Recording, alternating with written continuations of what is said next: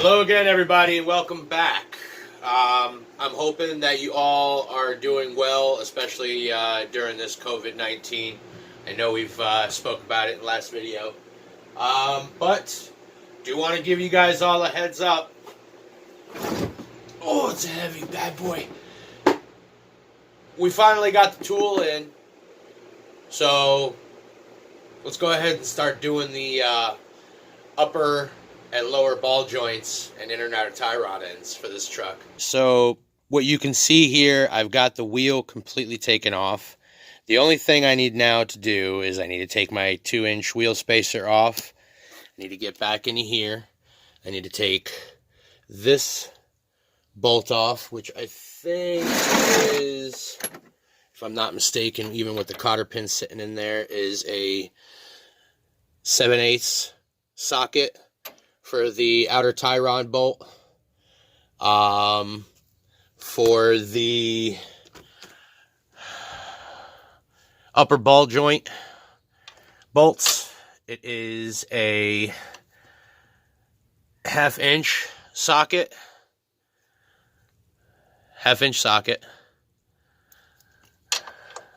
And if some of you guys out there, I know, have different caliper brake bolts back there, but this is what I'm going to be using to take my caliper brake bolts off. But I'm going to try to simplify and make it extremely easy for you all, okay? Obviously, I have these are 3/4 bolts. I think it's either 14 or 15 millimeter bolts. So they need to come out. Basically, yeah, dismantle everything. If I'm not mistaken, this bolt will be the same bolt for underneath the upper and lower ball joint. So 7/8 socket will probably do it for both of them. If I'm mistaken, please leave your comments down below. I'll try to correct myself. I do have my channel locks toolkit, and I do have my gun ready to go. And once we have everything disassembled, like the brake caliper, the spacer, and the rotor, then we need to tackle this hub bolt. But yeah, let's get started, and hopefully we can get everything disassembled, and I'll show you what needs to be taken off from there.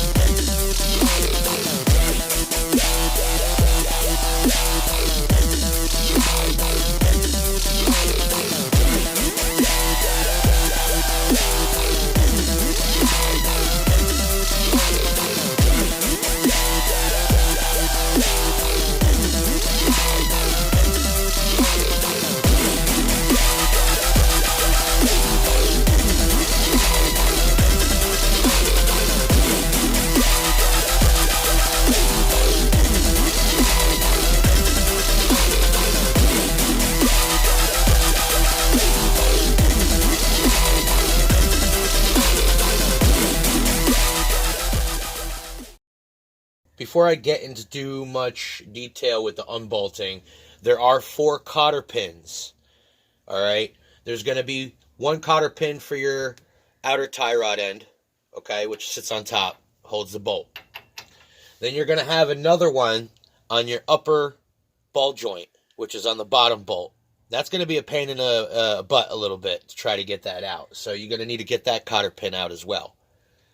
On the bottom lower ball joint, there's going to be another cotter pin. You can see where I'm pointing at, okay? Mine didn't come with it, it fell off. So you're going to have a cotter pin there. And then on top of that, you have another cotter pin with also this mechanism. It's a shield and kind of a spring. Now, you don't want to mess this spring up, okay? You always want to keep it where the spring is kind of bulging, facing towards you, so that when you put it in place, it's kind of got this kind of spring to it a little bit, if you can see. All right, you want to keep that. I don't know why they have it that way. I'm not a professional mechanic, but you always want to make sure to try to keep everything in place, and that's what I'm trying to do. So put it off to the side.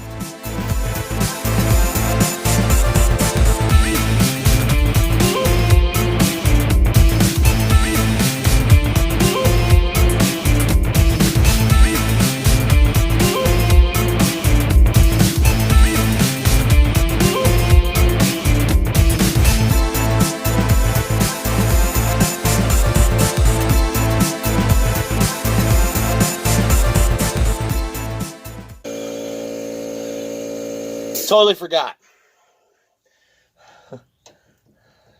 Upper ball joint.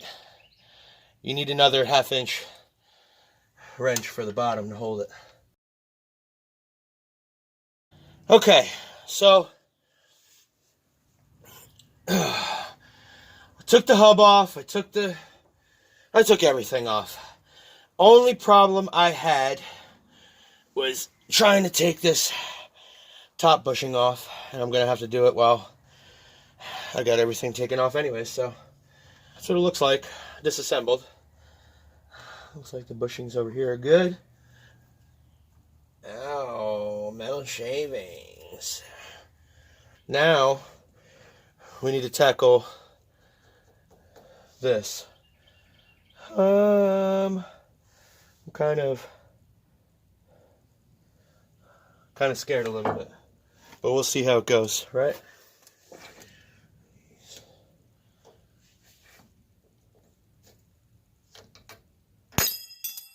Clip needs to come off. Well, I'm going to use the gun. So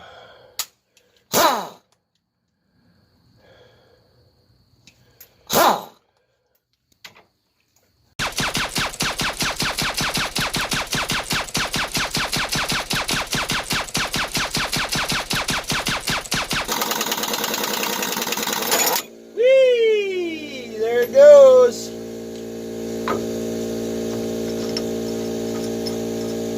Look at that.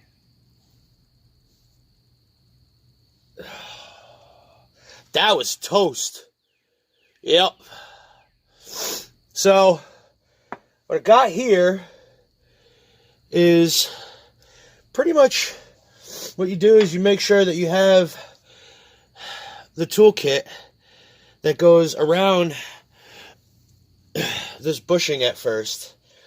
And it's kind of got to flush with the actual mount here so it'll pop out correctly. We're going to go ahead and take this tie rod end and inner tie rod end out. Now, I didn't purchase or get the tool to take this off, and you can see this thing is completely shot. I can spin it around like crazy. This is just from the ball joint itself. But I already loosened everything up top, and it's fairly easy. You take a little bit of PB Blaster or whatever, and you spray it, let it soak for a little bit. I used a pipe wrench, and what I did was I just locked it underneath from up top, from underneath this right here, and locked it up top, and I just kept slowly, and then it just basically started twisting off. And that's all it is. It's just one quick twist. Well, a couple twists, obviously. And then this whole thing comes completely out. And then I'll have to do the same thing when I'm ready to tighten it. But that's it. But look at that. That's completely done for. But I took the whole piece out in one. Reason why I did that is so that when I do the other tie rod end, I can try really hard to measure from point to point and make sure that it's going to sit in correctly. So, I'm also going to go ahead and take the shock off too, since I've got to change out the bushings up top here. And then that's pretty much it. That's how you really disassemble everything, guys. So I'm hoping that was helpful. I'll put everything back together and show you exactly what it looks like once it's reassembled again. Alright, we're back real quick. I wanted to show you guys something and how to install the lower ball joint. Bottom ball joint. Alright, now on a 99 Dodge Durango, it can be a little tricky because I did read in some forums that with the pinhole here that you have, you need to pretty much, I don't know if you can really see it, but you see that nipple right here on the bottom that I'm pointing to. Alright, try to align this hole with this nipple, because that's where it feeds the grease into this ball joint. Yeah, first thing you want to do is basically get your grease. You want to grease the outside of this, make sure that it's nice and lubed. Alright, next thing, get your kit that you need. You want to make sure that when you're installing this kit, it actually goes around the bushing and sits kind of where the lip of the wall is up top, so that when you're actually pushing upwards, you're pushing against the actual wall and not the actual bushing itself. Yeah, once you have everything situated with the bottom, you don't need, with my kit, it has a lip here, so it actually sits perfect, just like that. And then what I need to do is, once I have this up and in, then I'll have to kind of, it's going to be a really tight fit. Alright guys, well, there we go.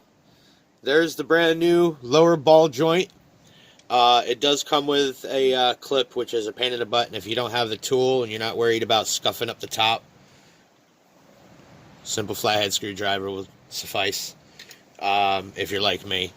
But yeah, tie rod end is in, upper ball joint is on, and just to give you all a heads up, alright, don't do what I did at first and used my pipe wrench to tighten this. So I felt quite unsafe with what I did. So be safe, guys. Go out. They make this, which is an inner tie rod tool.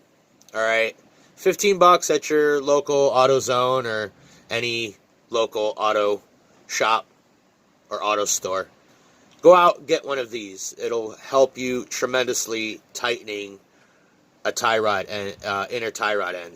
Alright, and it also helps with taking it off extremely easy. It has these nice grips, and if you feel like, I mean, they have a good grip to both sides. So yeah, I really do hope you all enjoyed the video. I know it was maybe 15, 20 minutes long, but like I said, this is my first time doing everything on here, and you guys are learning as well with me. But anyways, it's done. Oh, and if you notice the paintwork, comment. I'm going to redo everything here in just a minute because my stupidity kicked in, and I went a little further than I should have, and painted everything, and then did everything up. So I kind of scuffed and kind of smeared, and so I'm going to go over and I'm going to clean everything up again, and I'm going to repaint everything inside. But I hope you guys like what it looks like with the first pretty much top layer.